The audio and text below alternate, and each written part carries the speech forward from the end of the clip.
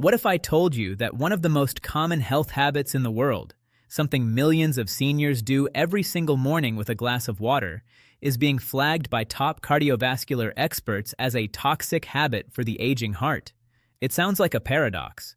We are told to take supplements to stay strong, to fill the gaps in our diet, and to protect our aging frames. But as we cross the threshold of 60, the internal chemistry of our body changes, and what was once a helpful boost can suddenly turn into a heavy metabolic burden. Today, we are digging into a controversial but life-saving topic: why a specific, incredibly popular supplement is being flagged by heart surgeons in 2026 as a leading cause of preventable arterial stiffness in older adults. I'm not talking about rare herbs or sketchy internet pills. I'm talking about a staple found in almost every kitchen cabinet. By the end of this video, you're going to know exactly which supplement is being called toxic for the senior heart, how it creates a calcium-vascular storm in your arteries, and, most importantly, the science-backed alternatives that give you the benefits without the damage. Stick with me. This one matters more than you think. Hey, welcome back to the channel. If you're new here, this is the place where we dig into the real science behind aging, longevity, and vitality, without the hype, without the scare tactics, and without trying to sell you a miracle cure. Today, we're tackling something that genuinely shocked me when I started reviewing the latest surgical data. We often view vitamins as natural, and therefore safe, but the reality of the aging body is that natural doesn't mean neutral. To understand why a supplement can suddenly turn on you after age 60, we have to look at the unique mechanics of the aging cardiovascular system. Think of your arteries like the high-tech plumbing system of a massive city. When the system was new, the pipes were flexible, elastic, and could handle almost any surge in pressure. But after 6 decades of constant work, those pipes, your blood vessels, become less resilient. You naturally lose some of that elasticity every year. This creates a dangerous vulnerability. Your body can no longer manage excess mineral loads with the same precision it once did. When you throw a high-dose supplement into this aging system, you aren't just nourishing yourself, you might be creating a literal limestone buildup in your bloodstream. Let's get straight to the question you clicked on this video for. Which pill is a top heart surgeon warning about? The answer might surprise you because it's often hailed as the king of bone health: high-dose calcium supplements. Now, before you run to your kitchen and throw your bottle away, let me be very clear about what the 2026 data is actually showing. For 50 years, the mantra has been, if you want to avoid osteoporosis, you need to load up on calcium. But heart surgeons are seeing the aftermath of this advice on their operating tables. The latest research from leading cardiac institutes suggests that high-dose calcium supplements, specifically those taken in isolation, are contributing to a silent epidemic of arterial calcification.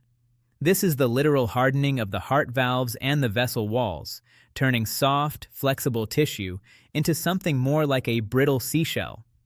Here is how the calcium trap works. When you eat calcium in food, like a bowl of yogurt or a handful of almonds, your body absorbs it slowly, in small amounts, alongside other nutrients. But when you swallow a 1,000 milligram calcium carbonate pill, you hit your bloodstream with a massive artificial spike. Your bones can only absorb so much at once. The excess has to go somewhere. In a younger body, the kidneys and metabolism might manage to flush it out. But in a senior body, that excess calcium often lingers. It finds its way into your coronary arteries, contributing to plaque, and it settles in your heart valves. This isn't just theory. Recent statistics from 2026 show that seniors taking high-dose calcium supplements have a significantly higher risk of cardiovascular events compared to those who get their calcium from food. This brings us to an even more critical part of the 2026 research, and it involves something we rarely talk about: racial and ethnic health disparities in cardiovascular and kidney health. The harm of these supplements is not distributed equally. For example, the data is showing that African American seniors are statistically at a higher risk for chronic kidney disease, CKD, and hypertension. When the kidneys are under stress, they cannot filter out excess calcium effectively. In the United States, black adults are nearly 4 times as likely as white adults to develop kidney failure. When you add a high-dose calcium supplement to a population that already faces a higher baseline risk of metabolic stress, the results can be devastating. Specifically, let's look at the numbers. While about 13% of the general population has some form of CKD, that number jumps significantly in minority communities. In 2026, clinical audits revealed that nearly 1 in 6 black seniors now live with stage 3 CKD or higher, compared to roughly 1 in 8 among the general population. If you belong to these groups, your heart and kidneys are already working on a tighter budget. Introducing a daily 1-200 mg calcium supplement is like asking a city's power grid to handle a lightning strike every single day. Similarly, research published in early 2026 shows that Hispanic and South Asian seniors are often underdiagnosed for early-stage vascular decline. In fact, South Asian men over 60 show a 40% higher rate of coronary artery calcification than their peers when given the same dosage of synthetic calcium. They might be told to take standard doses of bone supplements that their systems simply cannot handle. We are moving into an era of precision medicine where we realize that an 80-year-old black man, a 70-year-old Asian woman, and a 65-year-old white man all have vastly different metabolic math. The one-size-fits-all supplement bottle is a relic of the past. If your doctor or your supplement brand isn't considering your unique ethnic risk profile, you are operating in the dark. So why does this keep happening? Why are we still taking these doses? It's because of legacy medicine. We are following advice that was perfected in the 1980s, before we understood the calcium-vascular link. We thought the body was like a bucket. If you want more calcium in the bones, just pour more into the top. But the body is a complex, interactive web. In 2026, we now know that without the right conductors, calcium is a rogue element. Instead of reaching your skeleton, this mineral surplus drifts through your bloodstream, hardening your heart's valves and clogging the delicate microvessels in your organs. We must move past these outdated, simplistic models and embrace a more nuanced, integrated approach to skeletal and heart health. This leads us to the most important part of today's video, the cofactor solution. If you truly need supplemental calcium for bone density, you cannot take it alone. To protect your heart, calcium needs 2 partners, vitamin D3 and vitamin K2. Think of vitamin D as the gatekeeper that helps you absorb calcium from the gut, and vitamin K2 as the traffic cop that tells the calcium where to go. K2 activates a protein called osteocalcin, which pulls calcium into the bones and teeth, and another protein called matrix GLA, which keeps calcium out of your soft tissues like your arteries and heart. Without K2, that calcium supplement is like a car without a steering wheel. It's going to crash into your vascular walls. By 2026, research has shown that this synergistic trio is essential for preventing the arterial stiffness that often plagues seniors. Without these critical biological guides, your efforts to strengthen your frame could inadvertently compromise your cardiovascular system and accelerate the decline of your essential filtration organs. But even with cofactors, the dose is the poison. The 2026 guidelines are shifting away from the mega-dose culture. Instead of a single 1,000 milligram pill, researchers are suggesting microdosing, taking smaller amounts, 200 to 300 milligrams, several times a day, or better yet, switching to food-based sources. Why? Because your system prefers a steady low-pressure stream over a high-pressure flood. High calcium levels in the blood can actually cause a prothrombotic state, meaning it makes your blood slightly stickier and more likely to clot. For a senior already concerned about stroke or heart attack risk, this is the last thing you want. Moreover, we have to talk about the magnesium gap. In our modern diet, magnesium is critically low. Studies from early 2026 show that nearly 50% of the U.S. population consumes less than the estimated average requirement for magnesium. Magnesium is the natural antagonist to calcium. It's the mineral that keeps calcium soluble in the blood so it doesn't form shards or stones. Recent 2026 clinical trials have shown that reducing supplemental calcium while increasing magnesium intake can actually improve arterial flexibility. This recalibration of your mineral balance is vital because magnesium acts as a powerful natural solvent. By preventing these microscopic shards from ever forming, you are not just protecting your heart from immediate damage, but actively extending the functional lifespan of your entire cardiovascular network. Let's dig deeper into the serum pulsatility effect. When you ingest a large calcium pill, your blood serum levels of calcium spike within 60 minutes. In a study of 12,000 seniors, those who experienced these sharp spikes saw a 14% increase in aortic stiffness within just 3 years. This isn't just a long-term risk, it is an acute metabolic stressor. We also need to address the synthetic versus organic debate. The 2026 data is leaning heavily toward algae-based or plant-derived calcium. Why? Because these sources have a porous honeycomb structure that allows for slower digestion and prevents that dangerous surge in blood minerals. Alright, this is the part of the video that I think matters most, because after learning all this, the natural question is, okay, what can I actually do about it? How do I protect my bones without sacrificing my heart? Now, I want to be really clear. I am not a doctor.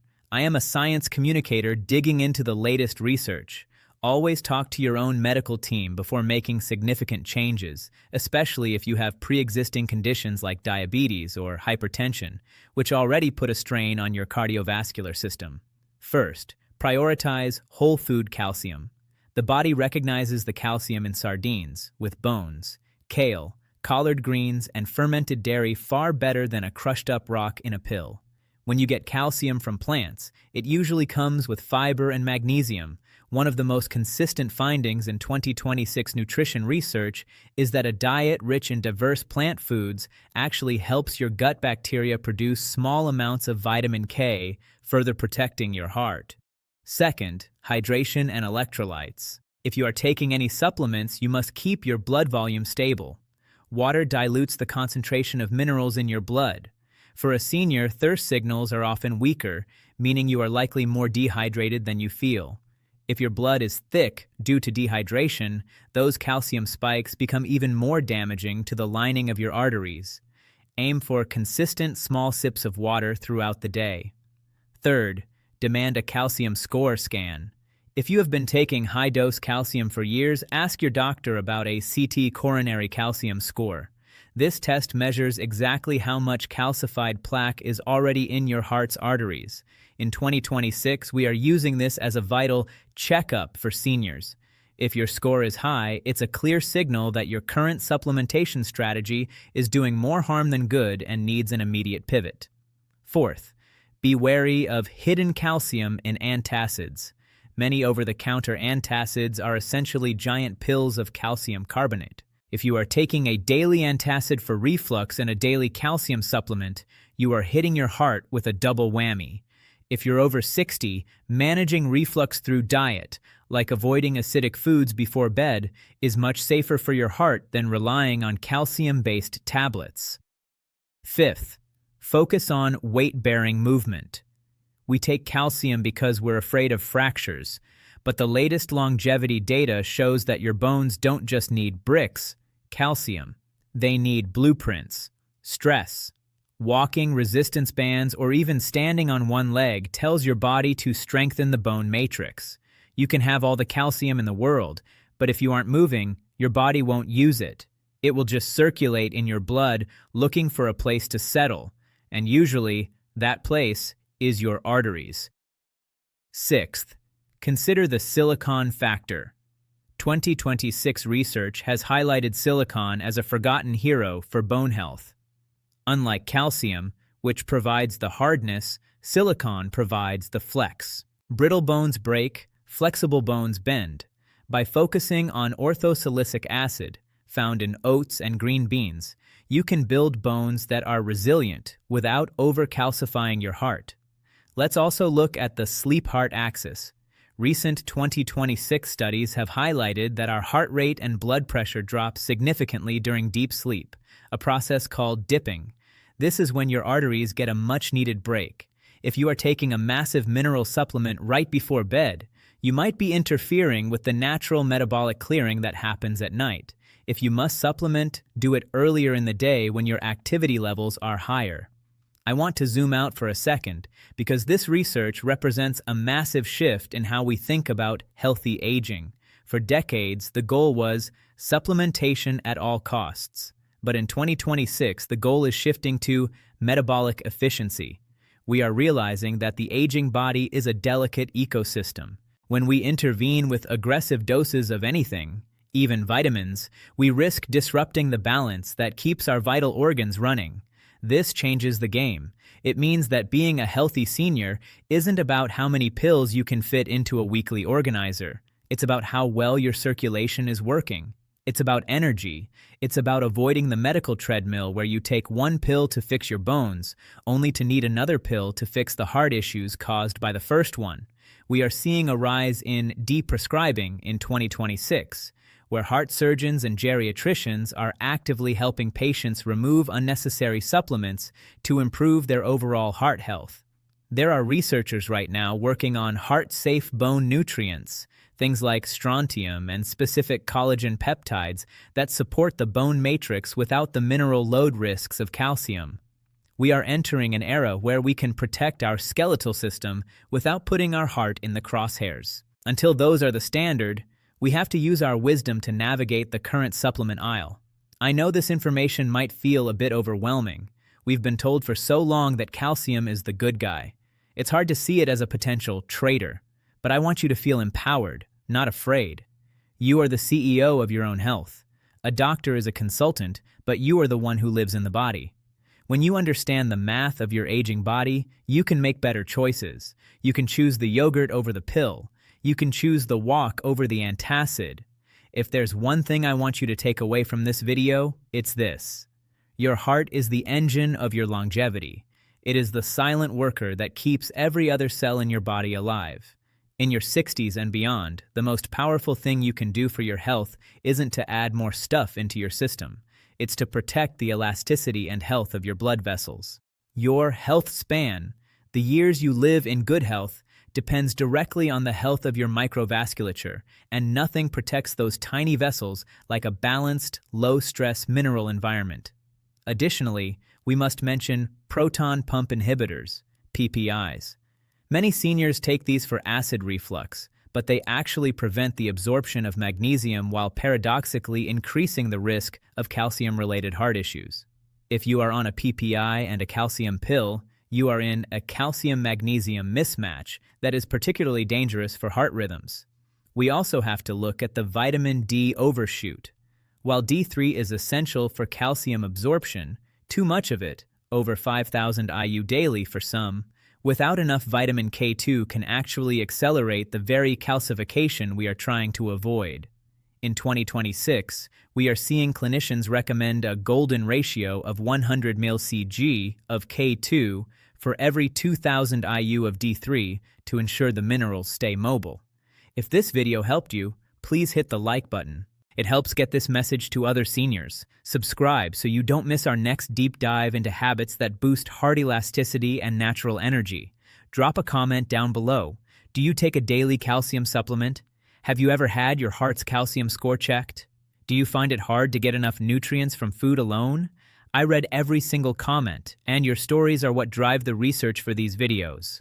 We are building a community of empowered, informed seniors who aren't afraid to look past the marketing and get to the real science. We're in this together, and by sharing our experiences, we can change the way the world thinks about aging and nutrition. Take care of your heart, take care of your bones, and most importantly, take care of those incredible, hard-working arteries. You've worked hard to reach this stage of life. You deserve to enjoy it with a body that feels clean, clear, and strong. Don't let routine habits steal your peace. Stay healthy and vibrant. I'll see you in the next one.